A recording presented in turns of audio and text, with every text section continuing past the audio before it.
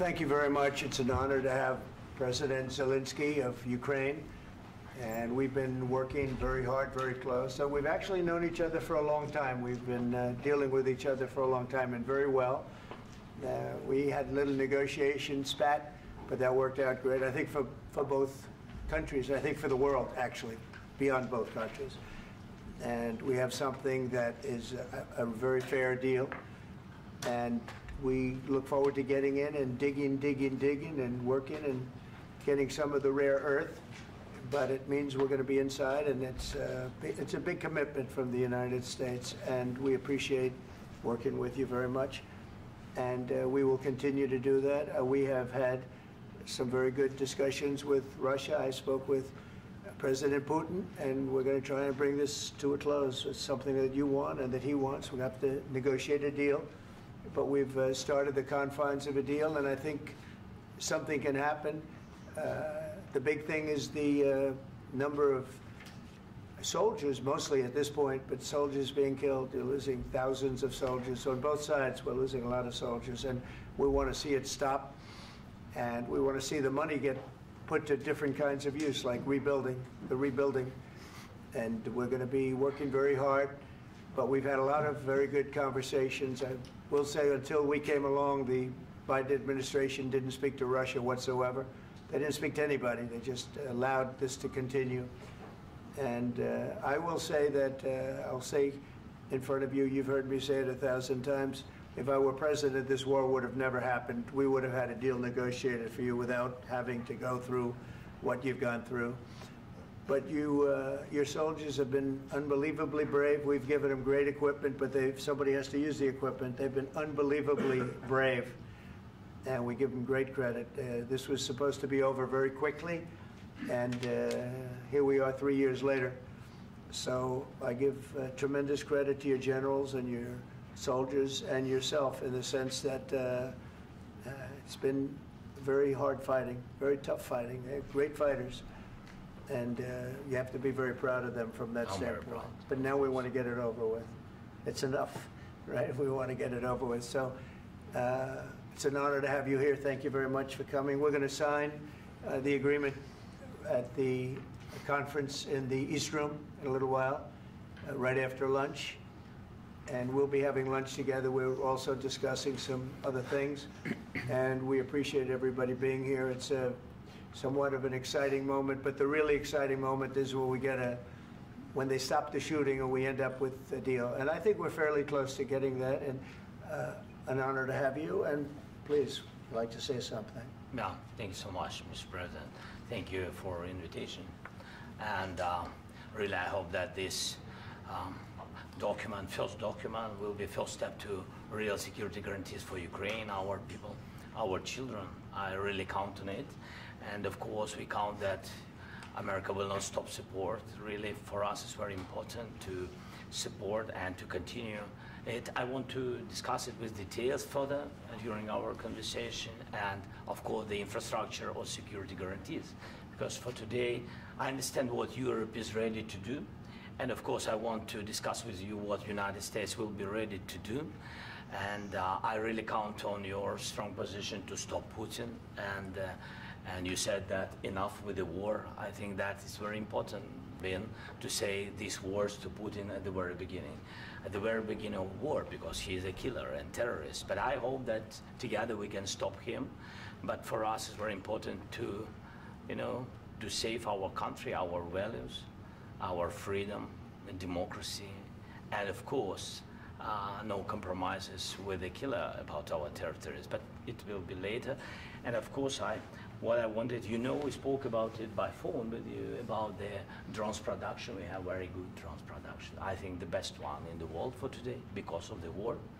Yes, and of course, we need very much the air defense. You have the best air defense in the world, and really you helped us under attacks of Russians, and I want to speak how we can exchange the licenses. We're open to share the licenses of all our drones with you, of course, with the United States, and we need licenses for quick production of air defense. Even after the war, we need our nation to be calm, that we are secure. So that's why we need this air shield.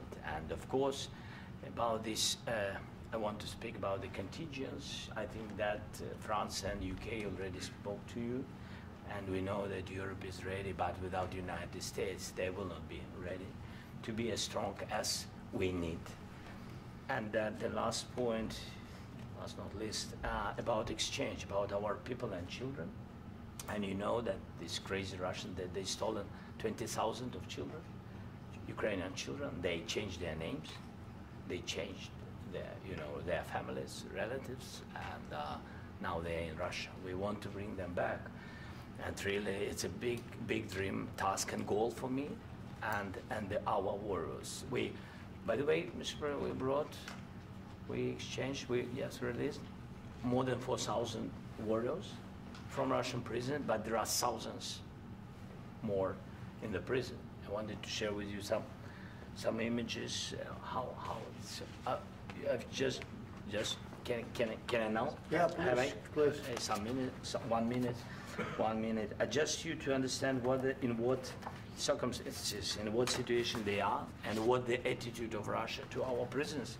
That guys, just you before and after.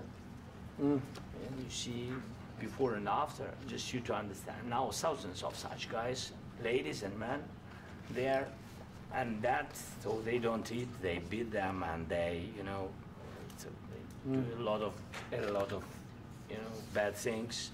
So out of, even during the war, there are rules. Everybody knows there are rules during the war. So these guys, they don't have any rules. You see that 50, 60 kilograms left, and a lot of such things. And I didn't want to show you what the changes with images of children, because I will just share with you. And I mean, it's looking tragic. Yep, that's tough stuff. Yeah, I wanted very much to give you, and you see. Yeah. This is pastor, by the way. They stolen pastors because it's not Russian church. They stolen pastors and moved pastors to the prison. At the end of last year, we brought 3 pastors, and we could exchange them. And this is pastor, you see. Yeah, that's tough. Yeah. So I mean, this I wanted to show you, and this. So thank you very much. We want to get that ended, right? Yeah. Of course, we And want. I think we will. And We have to, of course. do you have any questions, please? Mr. President, thank you, Mr. President. With the, how much money is the U.S. going to put into the fund that is being created today, and how does this provide long-term security for Ukraine? Well, we don't know exactly how much, because we're going to be putting some money in a fund that we're going to get from the raw earth that we're going to be taking and sharing in terms of revenue. So it's going to be a lot of money will be made from the sale and from the use of raw earth. And as you know, our country doesn't have much raw earth. We have a lot of oil and gas, but we don't have a lot of the raw earth. And what we do have is protected by the environmentalists, but that can be unprotected, but still it's not very much. They have among the best in the world in terms of raw earth. So we're going to be using that, using it for all of the things we do, including AI and including weapons and the military, and it's really going to very much satisfy our needs. So it's something that just worked out really well. We have a lot of oil, and we have a lot of gas, we have a lot, but we don't have raw earth. So this has just about every component of the raw earth that we need for computers, for all of the things we do. This puts us in great shape. And on long-term security for Ukraine, how does this provide it? I think they're going to have great luck. I think once we make the agreement, that's going to be 95% of it. They're not going to go back to fighting.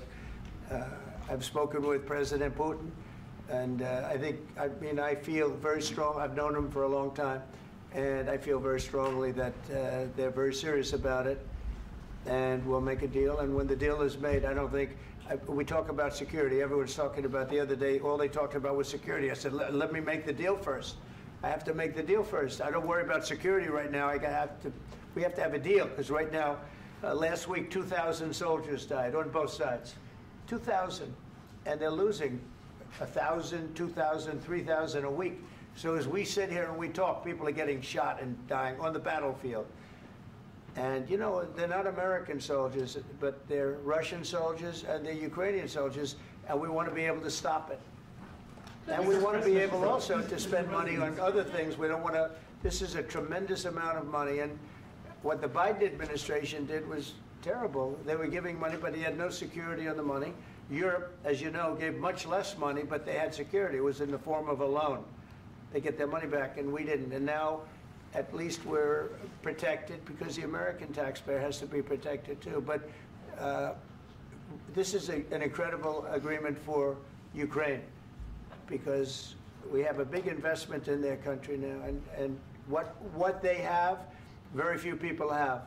And we're able to really go forward with very, very high-tech things and many other things, including weaponry that we're going to use in many locations, but that we need for our country. Mr. President, This allows us to do that. Mr. President, will you continue? I'm sorry. Sending military aid? Yes, go ahead, please. If I can just, yes. In the document, there is one of the very important points. If we speak about business and investment, we never had LNG terminals in Ukraine. This document will open. I mean, the next documents, but anyway, here we see in the framework, we see really goodwill for this. LNG terminals for us is very important, and I think for security of European continent. We have the biggest storage, gas storage. We have the biggest in Europe. Yes, and we can use it. Use it for LNG. Use it for LNG, and we will do it. And really, we can help Europe because Europe really helped. President Trump said that they made less support, but they are our friends and they are our very supportive partners. They really gave a lot, Mr. President. They did. They gave a lot, but they gave much less. No. Much less. No. No. Don't argue with me. No. Okay. Okay.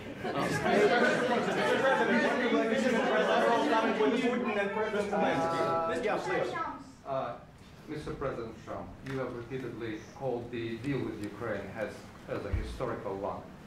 And as a President of the United States, you make historical decisions in other issues which affect America and other world.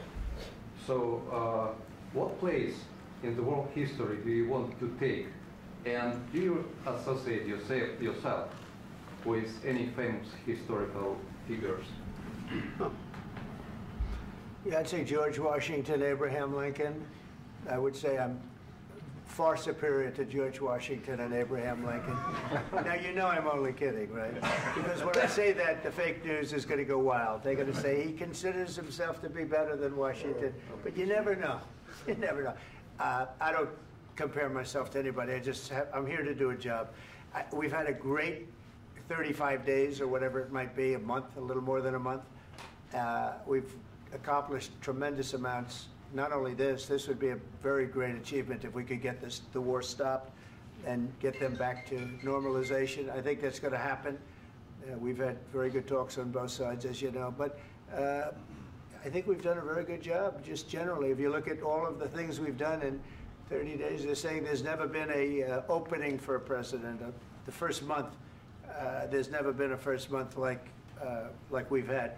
And this is one of the very important things. This, to me, is one of the most important things because we have tremendous death taking place as we speak, and I don't want to have that. You know, think of the parents, whether they're in Russia or Ukraine, think of the parents of all these people being killed needlessly. They came to our territory. Should have never started.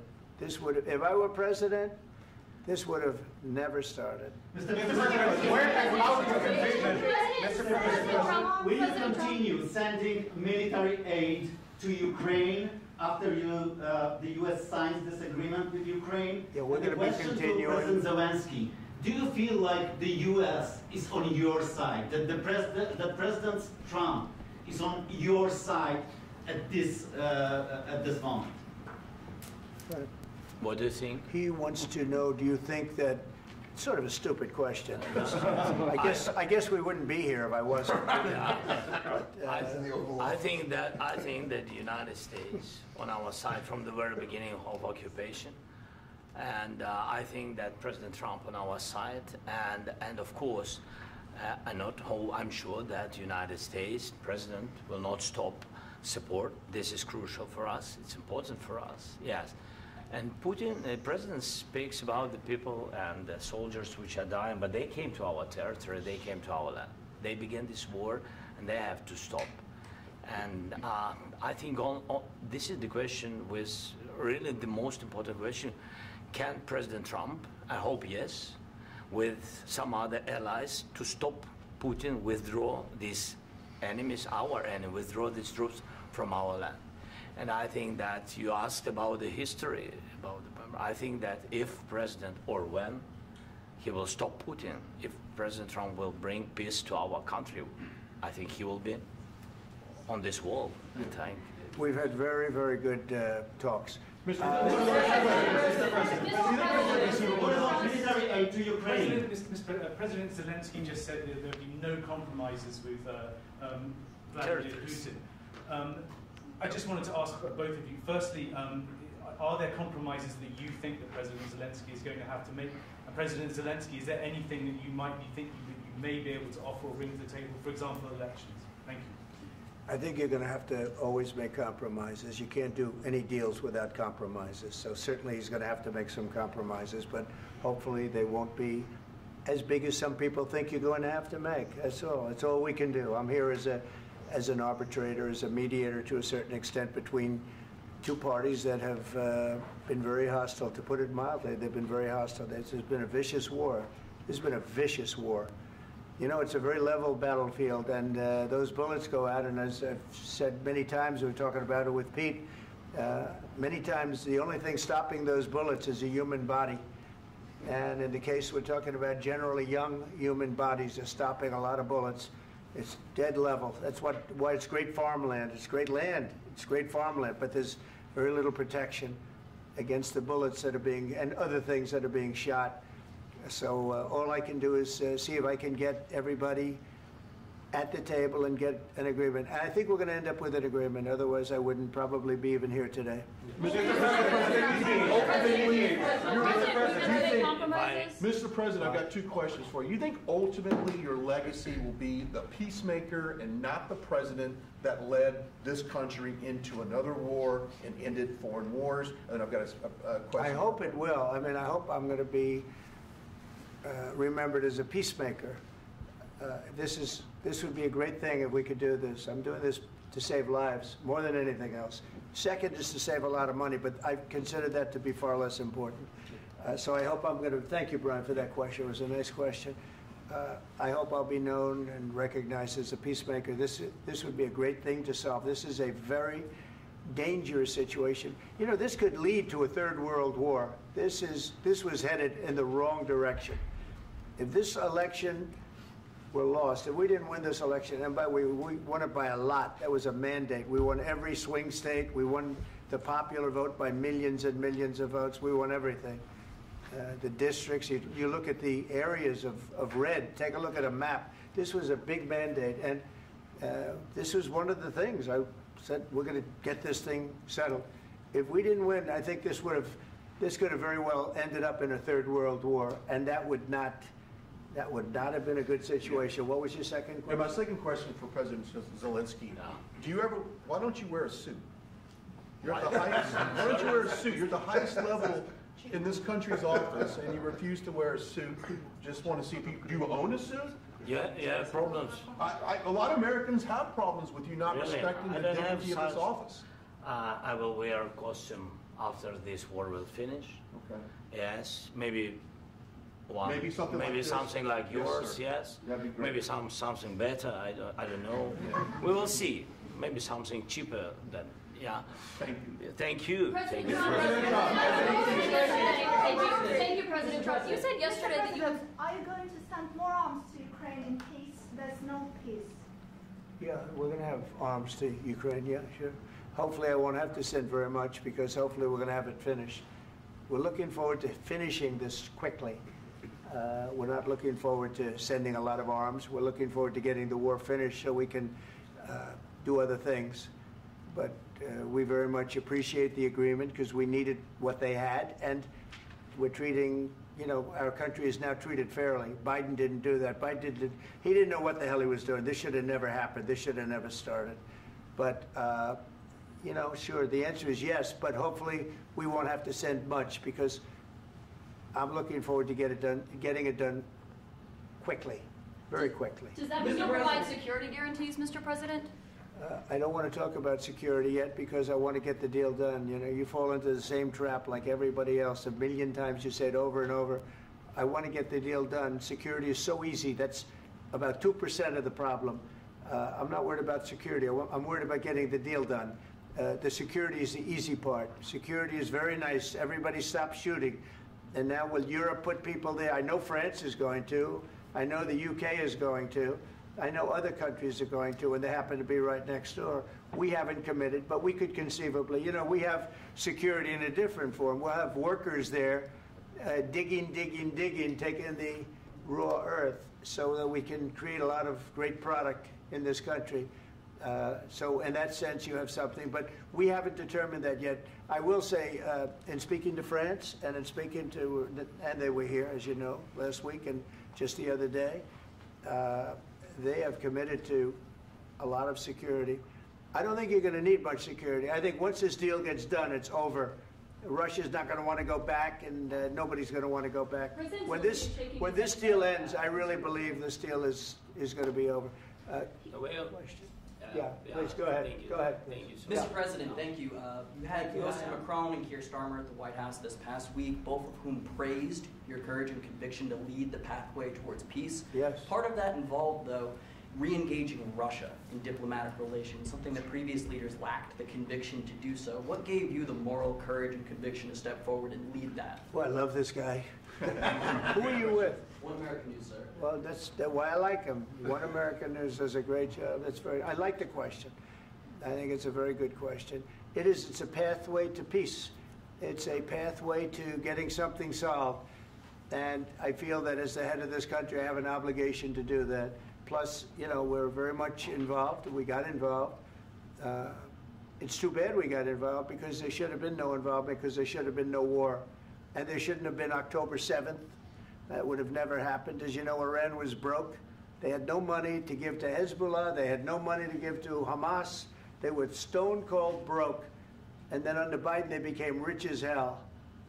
They went from no money to $300 billion in a period of 4 years. And they gave a lot of that money away, and you see what happened. And that's a real mess also that we hope to be able to solve.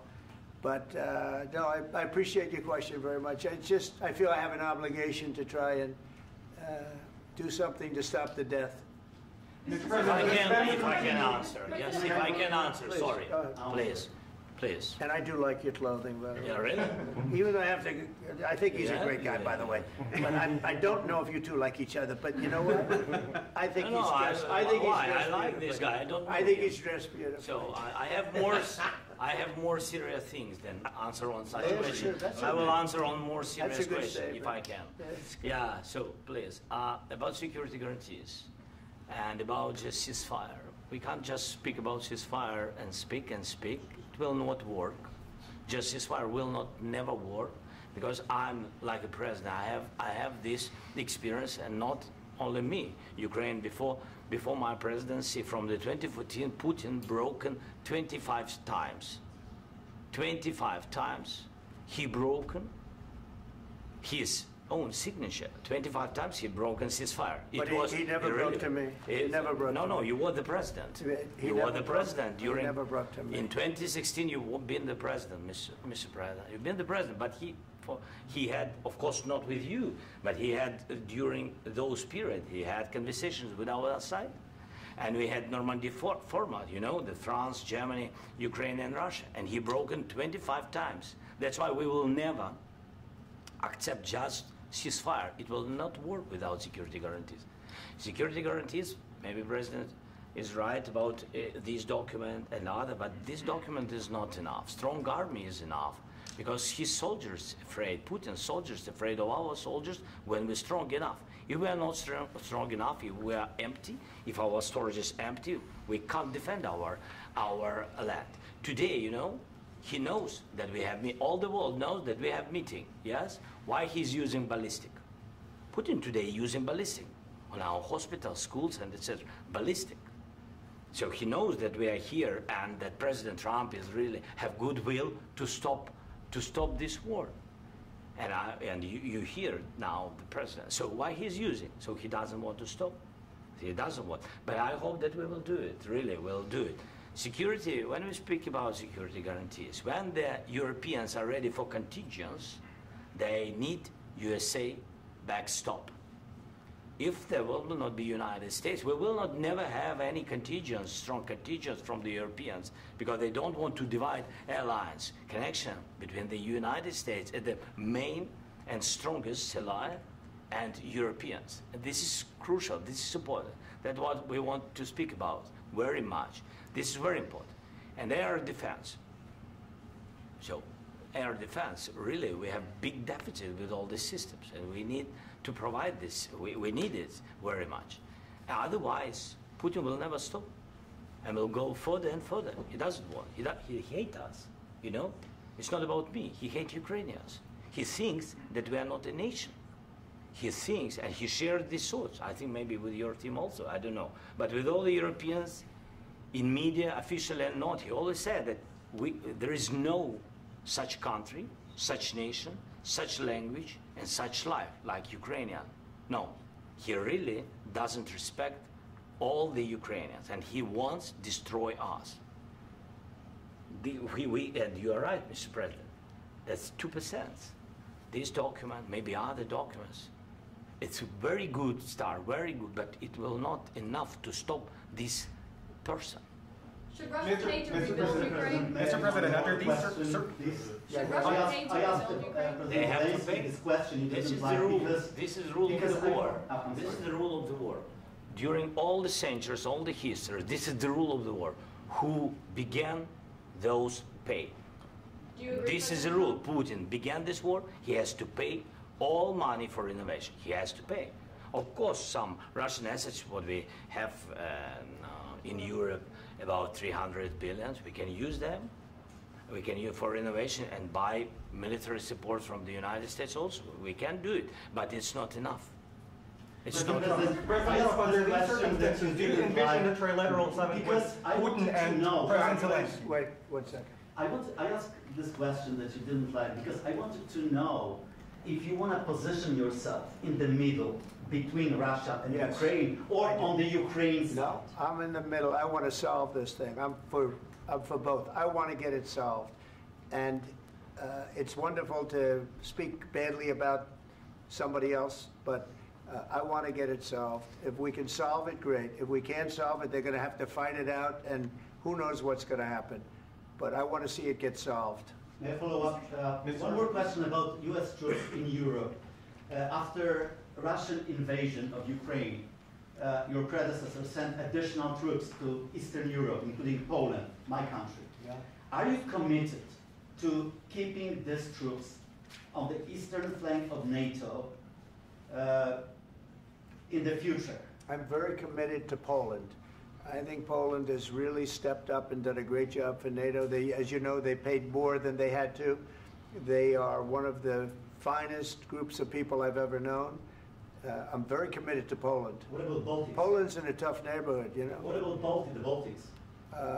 The Baltics, they got a lot of, it's a tough neighborhood too, but we're committed. We're going to be very committed, and we're committed to NATO. But NATO has to step up, and the Europeans have to step up more than they have. And I want to see them equalize, because they are in for far less than we're in, and they should be at least equal. You understand that? Why is the United States, we have an ocean in between, why is the United States in for so much more money and other things as Europe? With that being said, and as you said, they've also been obviously very helpful, but we have put in far more than they have, and I think they should equalize. Mr. President, Please go ahead. Ask you about the agreement again today. What changed between the first time that Secretary Bessent gave President Zelensky the agreement and today for the signing? We made a deal. So What was the I'm just, deciding factor? I'm a business person. We made a deal. That's what changed. Mr. President, I didn't think we were going to make a deal, and We ended up making the deal, so that changed. Mr. President, what and how do you envision a trilateral summit with President Zelensky and Putin? I don't know, under but these well, they circumstances? don't like each other, I can tell you that. Okay? They do not like each other. This is not a love match, and it's unfortunate. That's why you're in this situation. The United States should not have allowed this to happen, okay? The United States, run by a man that didn't know much, I'm going to be very nice, run by an incompetent person, very incompetent person, should never have allowed this to happen. I've stopped wars. I've stopped many wars. My people will tell you, I stopped wars that nobody ever heard about. I stopped wars before they ever started. You can look at some of, I could give you a lot of nations that would tell you right now they were probably going to war. I could tell you right now there's a nation thinking about going to war on something that nobody in this room has ever even heard about. Two smaller nations, but big, still big. And I think I've stopped it. But this should have never happened. Mr. President, Sorry, just a second. About any negotiations. First of all, I want really to tell you, and I think that everybody understands that Ukraine, modern Ukrainians, nobody wants to stop this war. But at the future, any negotiations, it's understandable that two sides of the war, not Russia and the United States, because this is not the war between Russia and the United States. This is war of Russia against Ukraine and Ukrainian people. So these two sides will be at the anyway will be at the negotiation table. Then of course United States, like the strongest partner of the Ukraine, and of course Europe. I think Europe is very important. I want to speak about it with the president. Yes, Europe is very important for us because we really defend Europe for today. All Europeans really recognize that we are defending line, and they have real life, and our people are dying. That's why they helped us. And also, it's about the NATO. Yes, between, like the president said, you have big, nice ocean. Yes, between us. But if we will not stay, Russia will go further to Baltics and to Poland, by the way. But first to the Baltics. It's understandable for them because they've been in the USSR. You know, they've been one of the republics of the USSR, and Putin wants to bring them back to his empire. It's a fact. And when he will go there, if we will not stay, you will fight. Your American soldiers, it doesn't matter, do you have ocean or not, your soldiers will fight. Mr. President, would you be willing to visit Ukraine, maybe Kiev or Odessa, which is known to be at the riviera of the Black Sea? It was my question. I'm sorry. I don't want to talk about Odessa now. Let's not talk about Odessa. I want to talk about making a deal, getting peace. We don't have to talk about Odessa, but a lot of cities have been destroyed. A lot of cities that are not recognizable. There's not a building standing. No. And a lot of things have to Mr. President, you have to come and to look. No. We have very good cities. Yes, a lot of things have been destroyed, but mostly cities alive, and people work, and children go to school. Sometimes it's very difficult. Sometimes closer to front line, children have to go to underground schools or online, but we live. Ukraine is fighting, and Ukraine lives. This is very important. And maybe it's Putin is sharing this information that he destroyed us. No, he lost 700,000 people, 700,000 soldiers. He lost everything. Yes. So. Mr. President, more. I mentioned Poland. Please, go ahead. When did you last speak with President Putin, and what did he say that? A couple of days ago. And what did he tell you that gave you the assurance that he wanted peace? Well, that's what I do. My whole life is deals. I know pretty good. And I've known him for a long time. I've dealt with him for a long time. He had to suffer through the Russia hoax. You know, Russia was a hoax. It was all Biden. It was nothing to do with him. So he had to suffer through that, and he was able to do that. I think that he wants to make a deal, and he'd like to see it end. That's all I do. That's what I do. My whole life, that's what I do, is make deals. And I'm in the middle of a mess, because this is a real mess. It's a very dangerous one. If this doesn't get solved now, it's not going to get solved for a long time. So I hope we're going to get it solved. In the back, please. Thank you, Mr. President. Prime Minister Starmer claimed repeatedly that his government believes in free speech and was not engaged in censorship. But his country's government arrests people for memes and thought crimes, and even more worrisome is pressuring American companies to censor Americans on its behalf.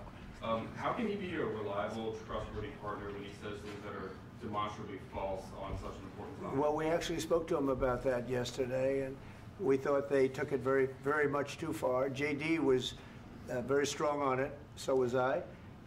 So was Marco. And we've been speaking to him about it. Marco, would you like to say something about that? Yeah, we have concerns, obviously, with the conduct of theirs, particularly as it impacts Americans. And there's real concern that American speech, which is online, could fall into the hands of British or any country's jurisdiction. And so this is a point the Vice President made at Munich, and I think it's a very compelling one that what unites us with Europe, as much as anything else, is these shared values, and one of them being free speech. And so if Americans are threatened by it, we're going to need to take action in that regard. Mr. President. It's actually a very important question. We spoke about this in detail with the Prime Minister, the Foreign Secretary, and others at lunch yesterday. And I know that Secretary of Commerce Lutnick followed up in private meetings last night.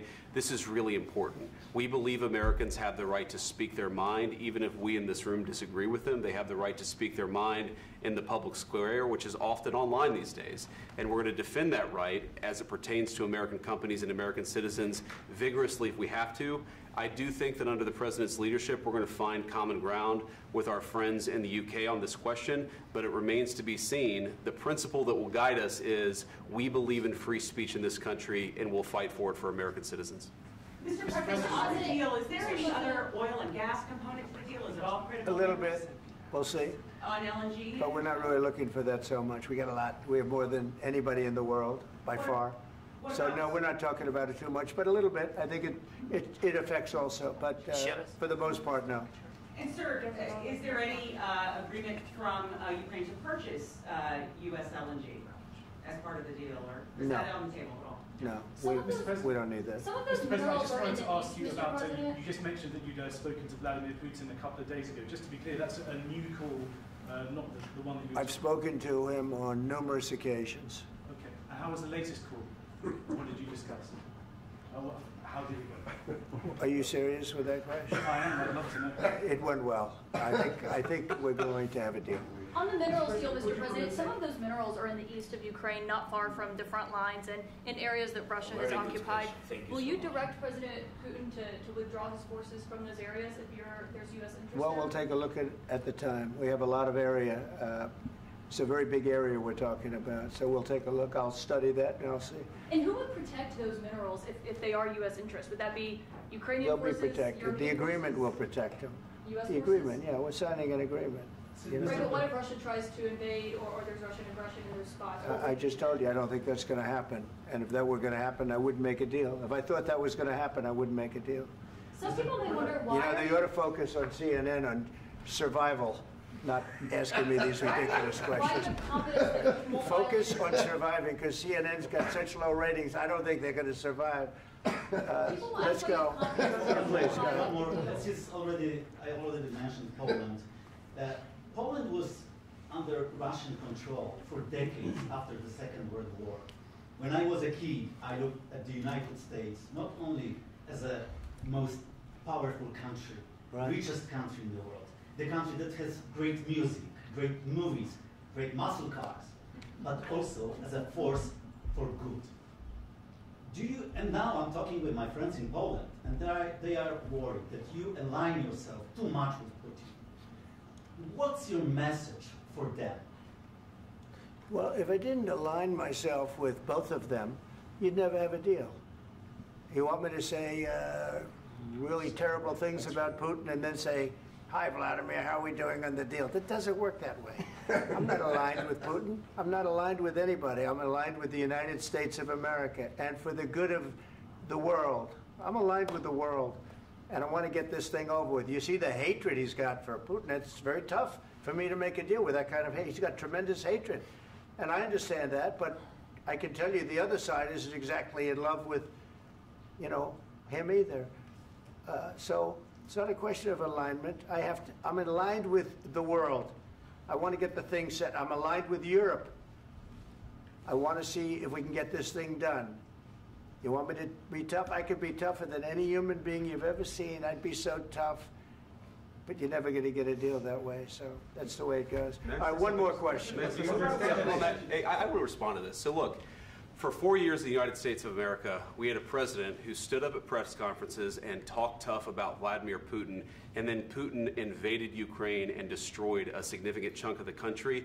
The path to peace and the path to prosperity is maybe engaging in diplomacy. We tried the pathway of Joe Biden of thumping our chest and pretending that the President of the United States' words mattered more than the President of the United States' actions. What makes America a good country is America engaging in diplomacy. That's what President Trump is doing. Can I ask you? Sure. Yeah? Yeah. Okay. So he occupied our parts, big parts of Ukraine, part of East and Crimea. So he occupied it on 2014. So during a lot of years, so I'm not speaking about just Biden, but those time was Obama, then President Obama, then President Trump, then President Biden, now President Trump, and God bless, now President Trump will stop him. But during 2014, nobody stopped him. He just occupied and took. He killed people. You know what the contact line? 2015. 2014 2014. and 2014. 2014. Yeah. So I was not here. Yeah, but that's exactly right. Yes, but during 2014 till 2022, yeah, the situation the same. The people have been dying on the contact line. Nobody stopped him. You know that we had conversations with him, a lot of conversation, my bilateral conversation, and we signed with him, me, like a new president. In 2019, I signed with him the deal. I signed with him, Macron and Merkel, we signed ceasefire. Ceasefire. All of them told me that he will never go. We signed with him with gas contract. Gas contract. Yes, but after that, he broken this ceasefire. He killed our people and he didn't exchange prisoners. We signed the exchange of prisoners, but he didn't do it. What kind of diplomacy, JD, you are speaking about? What do you mean? I'm talking about the kind of diplomacy that's going to end the destruction of your country. Yes, but if you Mr. President, with respect, I think it's disrespectful for you to come into the Oval Office and try to litigate this in front of the American media. Right now, you guys are going around and forcing conscripts to the front lines because you have manpower problems. You should be thanking the President for trying to bring an end to this conflict. Have you ever been to Ukraine that you say what problems we have? I have been to. Count once. I've actually watched and seen the stories, and I know what happens is you bring them on a propaganda tour, Mr. President. Do you disagree that you've had problems bringing people into your military? And do you think that it's respectful to come to the Oval Office of the United States of America and attack the administration that is trying to prevent the destruction of your country? A lot of questions. Let's start from the beginning. Sure. First of all, during the war, everybody has problems. Even you, but you have nice ocean and don't feel now, but you will feel it in the future. God bless. You don't know that. God bless. You God bless. You will not have a war. Don't tell us what we're going to feel. We're trying to solve a problem. Don't tell us what we're going to feel. I'm not telling you. Because you're in no position to dictate that. That's exactly what you're doing. You're in no position to dictate what we're going to feel. We're going to feel very good. You will feel influence. We're going to feel very good and very strong. You will feel influence. You're right now not in a very good position. You've allowed yourself to be in a very bad position, and he happens to be right about it. From the very beginning of the war. You're not in a good position. You don't have the cards right now. With us, you start having cards. Playing cards. Right now, you don't. You're playing cards. You're playing cards. You're gambling with the lives of millions of people. You're gambling with World War III. You're gambling with World War III. And what you're doing is very disrespectful to the country, this country. That's back to you. Far more than a lot of people said they should have. Have you said thank you once? This entire meeting? No, in this entire meeting, have you said thank you? You went to Pennsylvania and campaigned for the opposition in October. Offer some words of appreciation for the United States of America and the president who's trying to save your country. Please, you think that if you will speak very loudly about the war, you can... He's not speaking loudly. He's not speaking loudly. Your country's in big trouble. Can I Wait a answer? minute. No, Can you've I done a lot answer? of talking. Your country is in big trouble. I know. You're not I winning. know. You're not winning this. You have a damn good chance of coming out okay because of us. Mr. President, we are staying in our country, staying strong from the very beginning of the war. We've been alone, and we are thankful. I said thanks You haven't in been this alone. cabinet, You and haven't not been only alone. in this cabinet. We gave you, through I this said stupid president, $350 billion. You voted we gave for you your military president. equipment, You and you voted men for are your brave, president. but they had to use our military. What about West If you didn't have You our invited military me- equipment, You invited if me you to didn't speak. have our military equipment, this war would have been over in 2 weeks. In 3 okay? days, I heard it from Putin. In 3 days, this is something Maybe new. less. In 2 weeks, of course, yes. It's going to be a very hard thing to do business like this. Again, I tell you. just say thank you. I said a lot of times that there, thank you accept to that- American people. Accept that there are disagreements, and let's go litigate those disagreements rather than trying to fight it out in the American media when you're wrong. We know that you're wrong. But you see, I think it's good for the American people to see what's going on. I understand, sir. I think it's I very understand. important. That's why I kept this going so long. You have to be thankful. You I'm- don't have the I'm cards. thankful. You're buried there. Your people are dying. tell you You're again, running I low know. on soldiers. Don't- Listen, don't, please, you're running Mr. low on President. soldiers. It would be a damn good thing. Mr. And then President. then you tell us, I don't want a ceasefire. I don't want a ceasefire. I want to go and I want this.